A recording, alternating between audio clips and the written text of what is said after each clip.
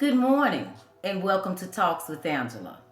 I must say I was so thankful and overwhelmed with all the responses, the advice, the encouragement that I got from doing my first little talk. But as I began to think about what I was going to say this time, I must admit I did have some struggles because I was kind of weaving and waving on what to say and what not to say. So I decided to just put it out there because remember, this is my walk. So I first decided that I want to tell you a little story. It's about a young lady that was 20 years old. She was very influential, very naive. She married somebody that was 35 years older than she was. The one thing she did leave with, which was a blessing, was her son. But during that marriage, she dealt with a lot of abuse. She dealt with a lot of drug activity, alcohol, a lot of hurt, a lot of pain, a lot of mistrust. When she left that marriage, she transformed into that comedian that was so easily to do. She became somebody in every situation, in every group that she truly wasn't. But that urgency on the inside, that pull, and I call it God connection, that desire on the inside that let her know there is more to life than just doing this. And during this span, this time frame of 30 years, she continued to venture down the wrong path. I want to say the path that wasn't even her path. Continued to hang with people that went to drugs, into drinking. Continued to just allow distractions to take her away from what she was truly born to be. And I'm here to tell you that if you allow distractions to take you off your path, that can be a whirlwind of constant delay, constant depression, constant anger, constant hurt, constant pain. But as she continued down this path, about 11 years ago, she found a man that she thought was the right man. She ended up marrying the man, and during the last phase of that relationship, she began to really examine who she really was. And when you don't answer the calling on your life, it will haunt you until you do. The path that she took was a path of drugs, it was a path of alcohol, and this was really all just a distraction.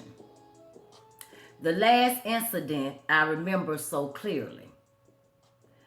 After leaving my husband and separating for a few moments of time, I began to get back on Facebook because I wanted to connect with all of my friends from the past.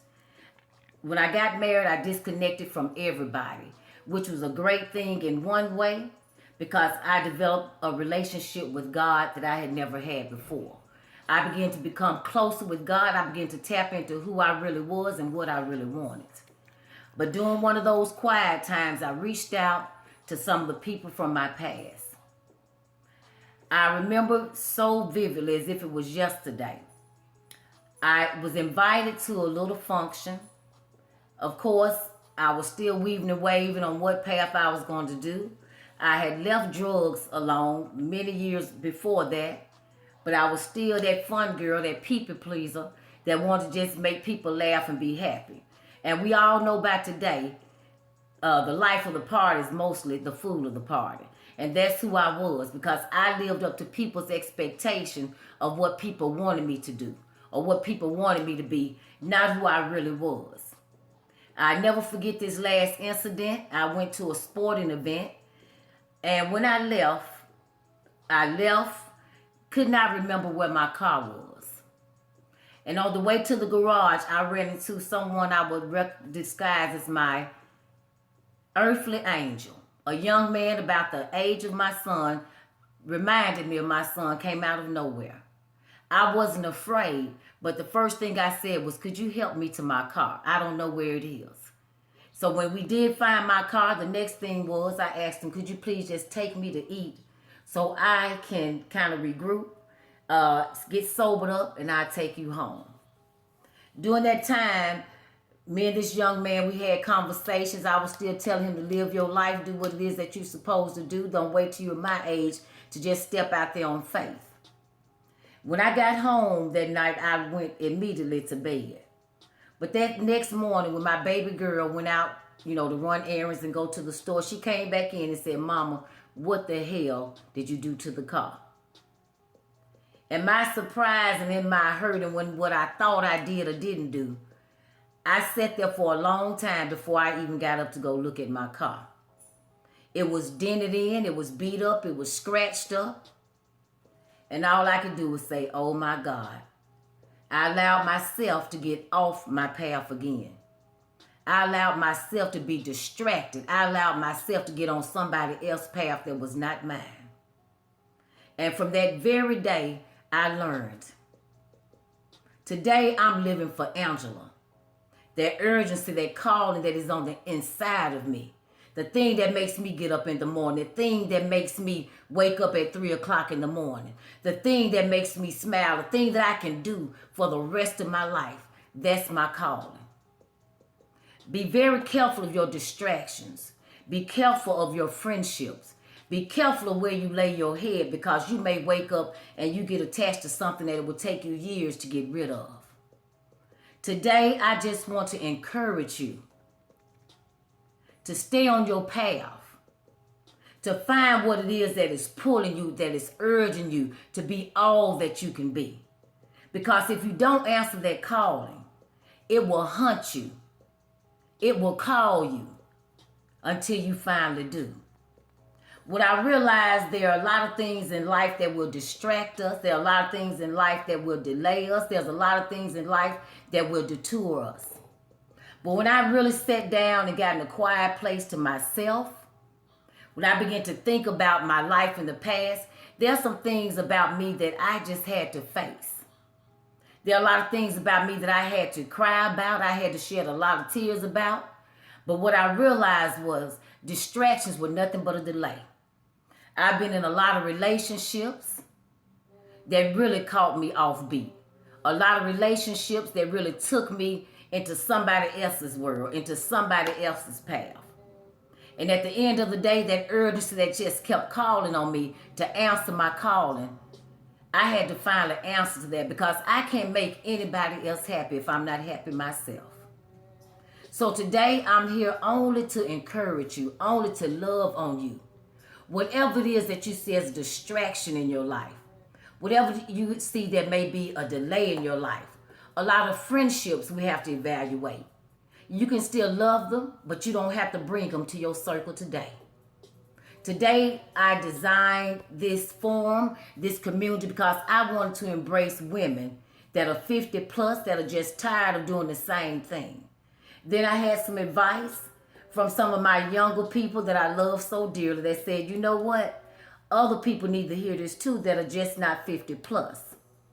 I also had some advice from my cousins saying that this age, sometimes, we that are over 50, we really don't know how to really get on social media. We don't really know how to get on YouTube. And I had to agree. And I do need to connect with some of the younger people.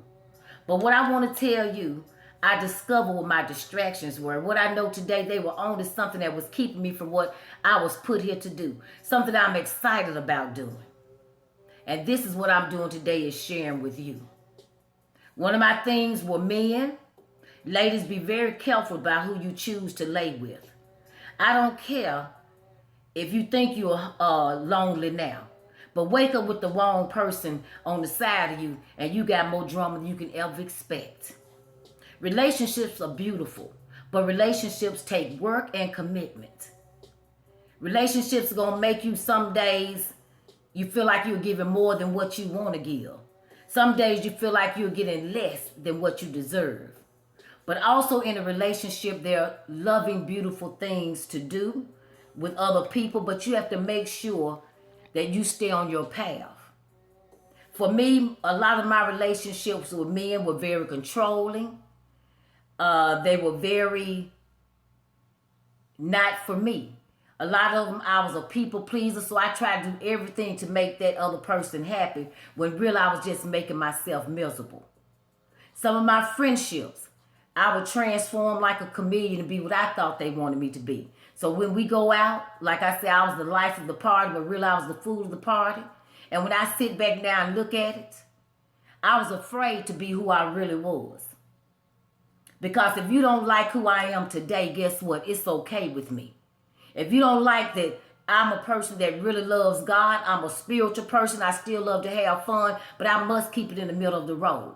There's no way I can do what I was called to do and I'm still acting like that fool. Addiction was a great part of my story. I got high for many years. And when I realized and recognized that was just another distraction, because distractions will keep you from being what you're supposed to be and who you're supposed to be. But now, like I said, distractions be gone because I am fully committed to doing what I am supposed to do. And it feels so good just to talk to you, just to put my stuff out there, just to be vulnerable to you. Because in putting my personal stuff out there, I hope it's inspiring you. I hope it's transforming you to be the person that you want to be. I hope it's motivating you to get up and realize you only have this one life.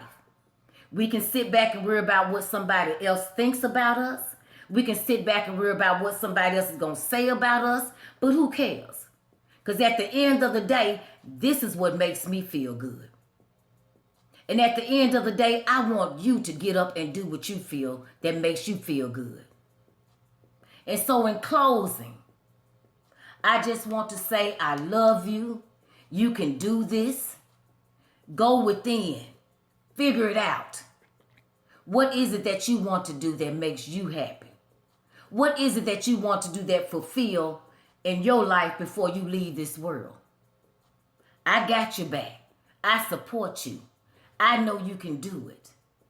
And so in closing, again, I just want to say, live full, die empty, and stay marvelous. Love you until we meet again.